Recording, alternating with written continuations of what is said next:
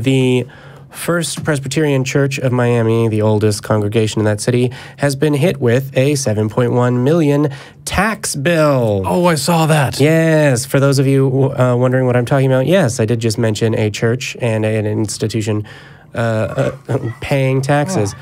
So the terrible. Come on, Jimmy. So the claim of the property appraiser is that the church is renting out a portion of its property to, I think, a for-profit school and also food trucks, which violates the religious exemption for property tax. So it's Florida statute 196.196 for easy remembering, which it specifies that only the portions of the actually really fucking expensive, well-placed property that are only the portions of the property that are being used for, predominantly for charitable, religious, scientific, or literary purposes can be deemed exempt from taxation. So the part where they're renting out, leasing out space to a for-profit school and leasing out space to food trucks, that property gets taxed because that's how living in a society works. Naturally, the church said, oh, okay, that makes perfect sense. That's in keeping with the American tradition, the foundation of our country. We'll definitely pay that. Psych. Except they didn't. Yeah, except they didn't. Let's see. Here's the quote. By partially revoking the property's tax-exempt status and seeking to collect the tax allegedly owed for 2018, the defendants have acted in an arbitrary, capricious, and discriminatory manner and thereby denied the church equal protection under the law in violation of the church's constitutional rights. Oh, God. What? Yeah. Well, it's malicious and capricious because you specified us in your lawsuit, or specified us when they placed a lien on the property. Yeah. So, I mean, if you break the law, generally there are consequences. I realize that churches haven't been taken to task for, the majority of human history. Yeah. I get that they feel like, oh, what's going on here? Why are they picking on us? Yeah. My favorite is that part of the complaint evidently calls it arbitrary, capricious, and discriminatory, and also later argues that the church was targeted for this, quote, inequitable treatment because of the high assessed value of the property, end quote. So the complaint is, well, it's arbitrary that you would check into the more expensive properties to make sure those are paying taxes. That's capricious against the people living there. But one of the things that's interesting is that the tax appraiser, they are investigating between 1,000 and 2,000 tips at any time, but they investigate based on anonymous tips. So they got an anonymous tip that, hey, here's this tax-exempt property that's leasing space to for-profit stuff. You should investigate this. They did, and apparently that's malicious on the part of the tax appraiser. Yeah, that's not fair. Yeah, it's not fair when you make us follow rules. They're a church. They are supposed to be exempt from all the rules. Yeah, that's how that works. Jesus told me that you should fuck off. That's what they like to say. Yeah. They're tax exempt. That means they're exempt from all the taxes. Yeah. Right. Yeah. But also, we want to tell you who to vote for. Look, if this gets upheld, I'm starting my church, and we are moving over to the Church of Eric.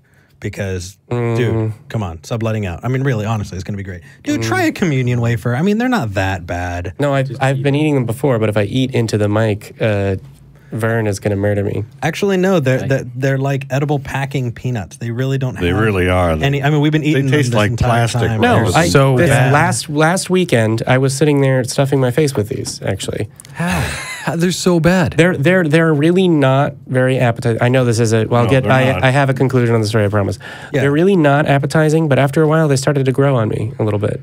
I mean, I mean, really, honestly, I was talking to Jim Helton from American Atheists. He said that we needed to get the cracker ones. The big ones, cracker communion wafers, and then serve them with salsa and guac. Well, I think that is an amazing. If you eat enough of them, you can then you can feel them kick. Yes, that's wonderful. I love that so much. Yeah. You can eat your very own Jesus. You can get a whole the baby Jesus inside me. So the point that I want to get to is that there's something like this that was happening in Austin for a while. It's a previous story that we covered, which was there's a local sort of event center. Where a church that has, was basically not paying to use this space, and then because of the way interns and other people that work there had to do the tech and all the support for they were meetings basically compelled to work for the church. Yeah, for no money. That's not good stuff. Yeah. And, the church had very strong, the gays are of Satan crap. And then after, years and years of this, eventually it got reported and was brought to the attention of the press and the proper authorities. So to be clear, the only reason that this is happening, the only reason that there's a lien, the only reason that there's a tax bill is because someone spoke up, and that person should be you, dear listener. Yes. The next time you see anything. You think maybe there were some LGBTQ people and allies, parishioners? I don't know. In the theater. The one here? The theater students that were helping. The theater students that were helping out here in Austin, you think maybe some of them were LGBTQ? Yeah, I don't know. just maybe? Maybe. Yeah. I thought you were talking about the First Presbyterian Church. What I will say, to their credit, the statement given by the pastor was, "We trust the process. The property appraiser is doing their job, and we are doing ours. The rest is in the hands of God," which is... for that's very like, pastorally, whatever. Our job is to avoid taxes. But, it's not, to be clear. But it's better than some of the crap we're used to hearing. So, man. It could have been worse. Yeah. Could have been worse. There's do they always follow up on anonymous tips? Or, because really... we should be submitting a whole lot of anonymous tips. Well, to be clear, this is in Florida, so it's different there, presumably. I don't know what the government of the state of Texas is going to do with an anonymous tip about a church. So are you saying that we could theoretically empower people who are living in Texas right now to go and anonymously tip when they see that churches are breaking the law or are misusing funds or otherwise... Contact the FFRF. What's that, Pulpit Freedom Sunday? Yeah. Is that it? Is that what it is? Yeah. That's not secret. They mail those tapes to the IRS. But let's make... really, honestly, Florida's not my first choice of places to start when it comes to the bulldozer we're going to run across. But, we got to start somewhere. Wait, what's not your first choice? Florida. Oh, I thought you said Lord isn't, and I was like, what did Lord do? I am Lord. Well, does the IRS have to do this process, or is this independent of the IRS? So this particular one, no, it's a local tax appraiser. Local tax. The IRS should, but doesn't. Should, but they don't have any funding for anything. Well, no. Yeah, and they're very kind of hands-off and real wishy-washy about... Jamie, we have a technical question in the comments here. Tesla Ranger is asking, how many people can you feed by cooking books?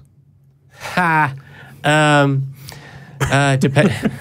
know. Depends on how many millions you're hiding in hush money. Well played. Yeah. Well, I don't have it depends on whether or not they're bound with real leather. I got real technical. Got real technical, Kevin. You're welcome. All right. Quick. That's a thinker. So you got to boil it. Yeah. So the IRS is ill-equipped to help, but do contact the FFRF.